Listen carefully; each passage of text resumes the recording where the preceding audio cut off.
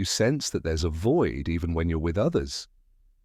You could be in a partnership, have friends and family nearby, and still feel that quiet heaviness in your heart, that odd emptiness, as if you're living separated by glass, detached from the world and yourself. This isn't frailty. This isn't typical neediness. It's a profound signal, a stifled shout from your mind attempting to warn you you are far from your own essence. Carl Jung referred to this internal void as a kind of quiet existential turmoil that troubles the contemporary person.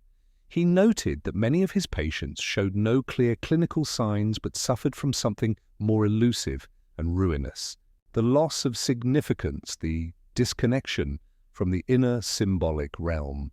And this inevitably shows in your connections, because when you detach from yourself, you begin to expect others to fill the gap you refuse to recognize. That's why bonds today seem so delicate, so easily broken, so full of unmet hopes. People come together carrying unacknowledged needs, projecting onto others what they lack inside. And when the other doesn't fulfill that role, when they don't heal the ache, don't fill the space, don't meet the hidden expectation, frustration, separation, and sorrow emerge. The bond crumbles, but what fell apart, there wasn't affection, it was the illusion. And this pattern repeats. You move from one relationship to another, or live within one that seems barren, trying to rekindle something that was never truly present. The issue isn't with the people who crossed your path. It lies in what you have yet to see within yourself. It is in the shadow you haven't embraced, in the inner femininity you reject, in the unconscious masculinity you project. It is in your spirit forgotten and stifled by a life that only looks outward. This video won't give you a simple solution, because there isn't one for such a deep question, but it can show you the path Jung suggested, the way back inside. Because as long as you keep seeking externally for the cure to avoid what is internal, you will stay trapped in the cycle of discontent. What you feel is not minor, it is your subconscious trying to awaken you, and the time has come to listen. If you are ready, join me. Let's explore together the most hidden layers of your mind. Because only there, in what you do not see, lies the key to what you feel. The most devastating psychological pain of today isn't explosive. It doesn't draw attention, it doesn't shout. It murmurs day after day until the person becomes used to the emptiness. You wake up, fulfill your duties, talk to people, work, consume content, participate in social gatherings, but all of this seems to be done by someone on autopilot. It's as if something is always missing, even when everything seems to be in place. This suffering has no label in traditional psychology classifications. It doesn't show with outbursts or visible breakdowns. It seeps in slowly, quietly, until life loses its taste and brightness. Carl Jung observed this phenomenon with unsettling clarity in modern individuals searching for meaning. He revealed that many of his patients, although they showed no diagnosable mental disorder, carried within them a deep sense of emptiness and pointlessness. And the most shocking part is that these people were often successful, productive, and functional in society's eyes. They had stable jobs, relationships, and prestige, but felt deep down that they were disconnected from something vital. What was missing wasn't love, it wasn't wealth, it wasn't recognition, it was the soul. The soul, in Jungian thought, is not an abstract or religious idea. It is the symbolic aspect of existence. It is what gives depth to life, allowing each experience, no matter how simple, to be felt in its entirety. When this dimension is ignored, life becomes a series of tasks, duties, and performances. The individual adapts to the external world, but at the cost of severe internal poverty. And this sooner or later shows up sometimes as boredom, other times as chronic discouragement, and in some cases as a generalized dissatisfaction that ruins everything that has been built. And it is precisely in this state of existential numbness that relationships begin to fail. You expect the other to bring meaning, for love to reignite the spark of life, for companionship to ease the invisible weight of existence. But the other cannot fulfill this role because they too very likely carry the same emptiness, and the meeting between two beings disconnected from their own souls inevitably creates frustration, conflict, and abandonment. Modern society, by prioritizing possession over existence, has severed the link between the individual and their inner world. We reward performance, productivity, and image, but ignore the subtle calls of the soul, dreams, symbols, intuitions, and unnamed discomforts. And the more we deny this side, the louder it screams. And this scream appears where we expose ourselves, the most in relationships. But this emotional collapse you feel is not the end, it is the beginning, because it carries an invitation to look within. And for that, we need to understand how relationships are, in fact, living reflections of our internal fragmentation. This is what we will explore in the next part. If this content resonates with you, click the subscribe button and join the channel. Thank you for your support. Human connections, no matter how real and intense they may seem, often amount to mere psychological performances. When you enter a bond carrying parts of yourself that you have yet to acknowledge, what you do not want to see in yourself ends up being projected onto the other. You think you are falling in love with someone, but in reality, you are falling in love with an internal reflection that has never been integrated. You believe you are hating someone else's behavior when, in fact, you are coming into contact with a shadow that has always been repressed within you. This is not cheap romanticism. It is deep psychology. Carl Jung warns us that most relationships are built on unconscious projections. You do not see the other as they are, but as your psyche needs them to be. This other then becomes a container for everything that is disorganized within you: unacknowledged desires, unhealed wounds, unprocessed traumas, unresolved childhood needs. You demand, charge, idealize, and control, not because you love, but because you are desperately trying to obtain from the other something that you could only find within yourself. That is why many relationships begin with enchantment and end in destruction. In the beginning, the projection is beautiful. The person seems perfect, complete, and magical. They represent psychological salvation, the symbolic return to the lost, paradise. But as time passes and coexistence reveals reality, the projected image begins to crumble, and with that, disappointment arises. Frustration and anger follow. You wonder how this person has changed so much, but the truth is that they haven't changed. You are the one who has begun to see beyond the projection. This mechanism operates in romantic relationships as well as in friendships, family bonds, and even in the workplace.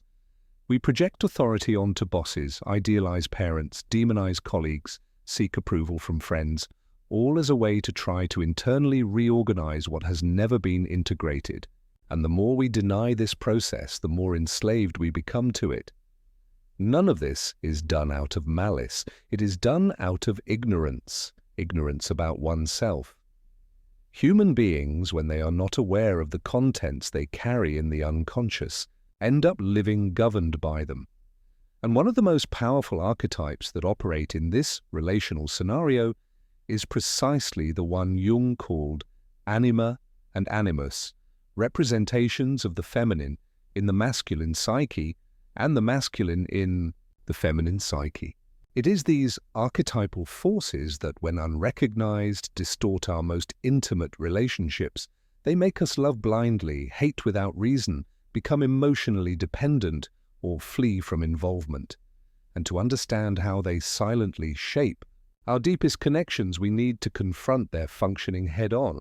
That is what we will do in the next part. We will dive even deeper into the realms of anima and animus. Within every human being, there are psychological polarities that, when unrecognized, silently take control. Jung referred to these forces as anima and animus, two fundamental archetypes of the collective unconscious. They are not just symbolic concepts, but living energies that shape our way of loving, desiring, fighting, and relating. When they are in balance, they serve as bridges between the ego and the unconscious. But when they are repressed or unknown, they turn relationships into emotional battlefields, laden with idealizations, frustrations, and destructive repetitions.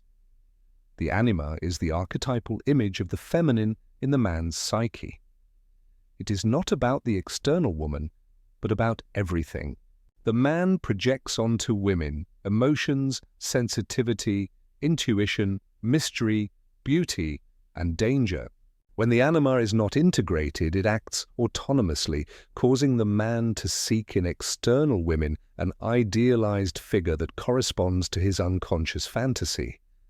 He falls in love with shadows, with symbols, with pieces of himself that he has refused to integrate. And when the real woman fails to match this internal image, which always happens because no woman can carry the soul of another man, resentment, distance, and contempt arise. The same woman who was once adored as a muse becomes hated as a threat. The animus, on the other hand, represents the archetype of the masculine in the woman's psyche. This figure manifests as critical thinking, formed opinion, authority, and action. When the animus is unconscious, it dominates the woman from within, causing her to see external men as enemies, dominators, or saviors who must solve her life. This generates relationships based on submission, aggression, or emotional dependence. In this case, the woman does not engage with the real man in front of her, but with an inner masculine figure that distorts her perceptions and fuels conflicts. These forces are neither good nor bad, they are necessary, but when they operate without awareness, they completely distort the way we perceive the other. The anima makes the man seek completeness in the external feminine when, in fact, he should seek it within. The animus makes the woman struggle with external masculine figures when the true battle is internal. The result is always the same: broken relationships, repetition of patterns, an endless cycle of seeking and frustration. Integrating the anima and animus is therefore a crucial step in the process of individuation. This means recognizing these internal images, dialoguing with them, giving them form and awareness. A man who integrates his anima becomes more empathetic, creative, and emotionally profound. A woman who integrates her animus develops confidence, assertiveness, and rational clarity without needing to fight with the world. But this integration requires courage. It requires coming into contact with the contents that have been denied throughout life. It requires renouncing the childish idea that the other will come to complete you because the other is not your salvation. They can only be your companion on the journey if you have already begun to walk alone, and as long as these internal forces remain unconscious, you will continue to seek outside what is missing inside. You will continue to feed the illusion that love heals the wound of the soul. But what Jung shows us is the opposite. First, you heal the soul, then you learn to love. And to understand why this illusion of external completeness is so powerful and so dangerous, we need to face it, head on. That is what we will do in the next part. From an early age, we are taught, subtly or explicitly, that somewhere in the world there is someone who will complete us. This idea, deeply rooted in Western culture, is repeated ad nauseum in movies, songs, novels, and even superficial therapeutic speeches. Romantic love has been elevated to the status of psychological salvation. No matter how fragmented, needy, or empty you may feel, they say that when you find the right person, everything will fall into place. This myth is dangerous. It feeds a childish fantasy that healing lies outside of us, that the other will come as a redeeming hero or heroine willing to rescue us from ourselves. Carl Jung unmasked this illusion with brutal honesty. For him, seeking completeness in another is a sophisticated form of evasion from one's own psyche. Love, when born from need, transforms into possession, control, and suffering. What we call passion is often just a violent projection of the unintegrated anima or animus. You are not loving the person in front of you. You are loving an internal image that your psyche has projected onto them. This explains why you often get involved with people who rationally make no sense, or why you are brutally disappointed when the other inevitably does not match the fantasy. This illusion of external completeness is a psychological trap. It keeps you in an endless cycle of searching and frustration. When a relationship fails, the mind seeks another object of desire, believing that the problem was the wrong person. And so you go on, jumping from relationship to relationship, accumulating pain, resentment, and a growing sense that true love may not even exist. But love has not failed you. You have confused it with healing. Jung said that every projection is an opportunity for growth. When you are disappointed with the other, it is your psyche returning what you tried to cast out. It is the unconscious saying, "Look within." The emptiness you feel will not be filled by anyone, neither by the ideal partner, nor by the perfect lover, nor by momentary connections masked as depth. No human being has the obligation nor the capacity to heal your internal split. True completeness is a state of consciousness. It arises from the integration of opposites within oneself: reason and emotion, strength and vulnerability, light and shadow, anima and animus. When this happens, the other ceases to be a remedy and becomes a mirror, someone with whom you share the journey, not someone who walks for you. But this journey is not linear. It requires facing oneself. It demands crossing the desert of one's own soul without guarantees or external promises. And the name of this path in Jungian psychology is individuation, the process by which you stop seeking in the other what you can only find within yourself. It is the transition from love as need to love as consciousness. In the next part, we will dive deep into this symbolic journey that Jung called individuation, the path that leads from fragmentation to wholeness, a profound, painful, and at the same time liberating process, the only real route to transform your relationships, and above all, your own existence. If what you're hearing resonates with you, you'll find real value in my ebook, Beyond the Shadow. It breaks down Jung's core ideas and gives you tools to understand yourself more deeply. The link is in the pinned comment. You have spent your entire life trying to fit in, trying to be good enough for others, trying to meet family expectations, trying to find a safe place within unstable relationships.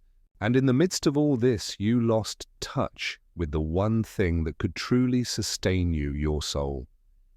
Jung shows us that as long as we remain focused only outward, seeking recognition, love, security, and validation, we will live disconnected from the totality of our being. True transformation begins when you turn your gaze inward, when you stop running away from yourself and start the process of individuation. Individuation is not self-help. It is not a quick fix. It is not about becoming your best version in the eyes of the world. It is a symbolic, deep, and painful journey toward reconciliation with everything you have repressed, denied, or feared within yourself. It is the path back to wholeness, a return not to what you want to be, but to what you are in all your complexity. During individuation, you are called to integrate the fragmented aspects of the psyche, the ego with the unconscious, the persona with the shadow, the inner masculine with the inner feminine. Each step in this process requires confronting uncomfortable truths, your contradictions, your rejected impulses, your repressed emotions, your unprocessed traumas. It is in this dive that you find what truly moves you and also what silently sabotages you. It is in this journey that the anima and animus lose the power to project fantasies onto others and begin to function as internal guides. The shadow, once feared, becomes a source of power, and the ego, once inflated or fragile, learns to dialogue with the deeper layers of the soul. This is the turning point when you stop blaming the world or others for your suffering and begin to understand that healing can only come from within. And most importantly, when you start to relate, not from a place of lack, but from a place of wholeness. This changes everything because you no longer need the other to feel alive, seen, or loved. You have already found within yourself what you were desperately seeking outside. Relationships cease to be attempts at salvation and become spaces of truth, encounters between two whole beings, self-aware, willing to grow together and not to devour each other. But to walk this path, maturity is required. It is necessary to abandon the comfort of illusion and face the discomfort of authenticity. It is necessary to accept that the other will not come to save you and that this, contrary to what it seems, is a liberation. Now that you understand the depth of this process, it is time to face the hardest truth of all. As long as you run away from yourself, no relationship will work. No love will be enough. No company will suffice. And it is precisely this truth that we will reveal without anesthesia in the final part of this journey.